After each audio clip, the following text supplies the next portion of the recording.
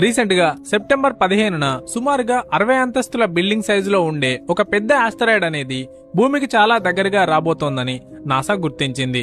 ఈ ఆస్టరాయిడ్ ని సెప్టెంబర్ 5న గుర్తించి దీనికి 2024 ఆన్ అని పేరు పెట్టారు. ఇది 720 అడుగుల పొడవుతో 40,000 కిలోమీటర్ల వేగంతో భూమికి దగ్గరగా సుమారుగా 10 లక్షల కిలోమీటర్ల దూరం నుండి పాసే వెళ్తుందని, దీనివల్ల భూమికి ఎలాంటి ప్రమాదం లేదని నాసా చెప్తోంది.